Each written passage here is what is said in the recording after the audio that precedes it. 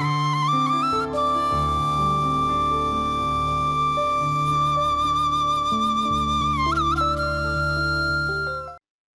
TV நேயர்களுக்கு இனிய காலை வணக்கம். இந்த இன்பமான மன எழுச்சி நேரத்திலே நாங்கள் மனிதர்களுடைய மன எழுச்சிகள், உணர்வுகள், அப்ப மனவெழுச்சி உணர்வுகள் ஒரு புறம், மனிதருடைய செயலாற்றுகை, மனிதருடைய இன்டெலிஜென்ட் நுண்மதி இன்னொரு புறம். பாருங்கள், நாங்கள் மன எழுச்சிக்கு உள்ளானால், அப்போ ஒரு பிரச்சனை எங்களுக்கு ஏற்பட்டால் உடனடியே நாங்கள் அதை வெளிக்காட்டுவோம். அது மன எழுச்சியாக வெளிப்படுகின்றது, அது எங்களுடைய உணர்வுகளாக வெளிப்படுகின்றது. அதை கொட்டி விடுகின்றோம்.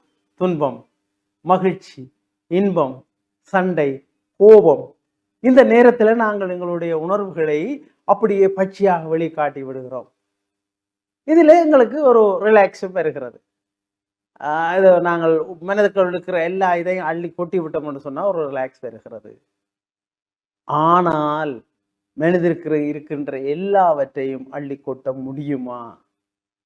அப்ப இங்கு உணர்வுகள், எமோஷனல்ஸ், அதற்கு எதிரான இன்னொரு கற்கையாக, இன்னொரு அறிவியல் ரீதியான ஆற்றலாக நுண்மதி, இன்டெலிஜென்ட் இருக்கிறது. அப்ப இங்க நுண்மதி என்கின்ற பொழுது மிக ஆழமாக என்ன விடயத்தை வெளிக்காட்ட முடியும் அதை வெளிக்காட்டுதல், என்ன விடயத்தை வெளிக்காட்ட முடியாது அதை வெளிக்காட்டக்கூடாது. மிக ஆழமாக அறிவியல் ரீதியாக சிந்தித்து செயலாற்றக்கூடிய தன்மை. ஆக இந்த எமோஷனலும் இன்டெலிஜென்டும் ஒன்றாக இணைகின்ற பொழுதுதான் மனிதன் சமநிலை ஆளுமை பெறுவான். அப்ப நாங்கள் எல்லாரும் இந்த உணர்வுகளுக்கு கூடுதலான முக்கியத்துவத்தை கொடுக்கிறதோ அல்லது அறிவியலுக்கு கூடுதலான முக்கியத்துவம் கொடுக்கிறதோ இல்லை.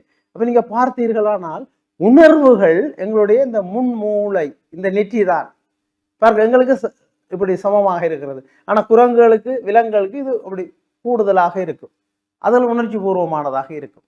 ஆனால் மனிதர்கள் ரெண்டும் பேலன்ஸ், அறிவியல் ரீதியாகவும் உணர்ச்சி ரீதியாகவும் பேலன்ஸாக செயலாற்ற வேண்டும். ஆனால் இன்று மனிதர்கள் கூடுதலாக உணர்வு பூர்வமாக, உணர்ச்சி பூர்வமாக, எமோஷனலாக, மன எழுச்சி ரீதியாக செயலாற்றுகிறார்கள்.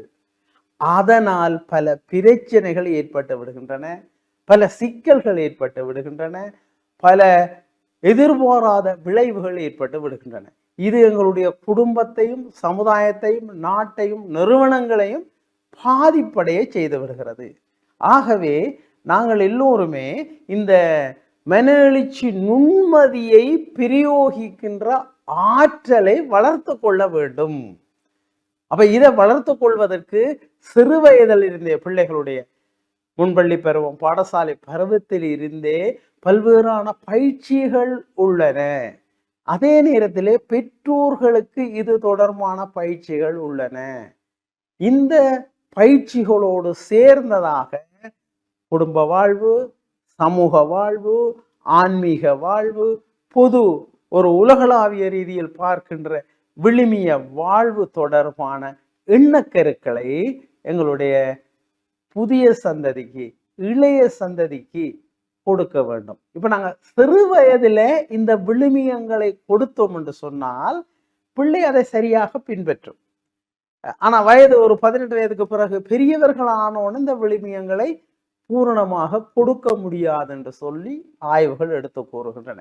ஆகவே இந்த சிறு வயதில இவர்களுக்கான இந்த மன எழுச்சிகளை கையாளக்கூடிய ஆற்றல், அதற்கான விளையாட்டுக்கள், அதற்கான அழகியல் செயற்பாடுகள், இசை, நாடகம், அது போன்ற நடனம், இவற்றை, அதே போல விளையாட்டுக்கள், அப்ப இவற்றை பிள்ளைகளுக்கு கற்றுக் கொடுக்கின்ற பொழுது அவர்கள் தங்களுடைய மன எழுச்சிகளை சமநிலைப்படுத்திக் கொள்ளக்கூடிய ஆற்றலை வளர்த்துக் கொள்வார்கள்.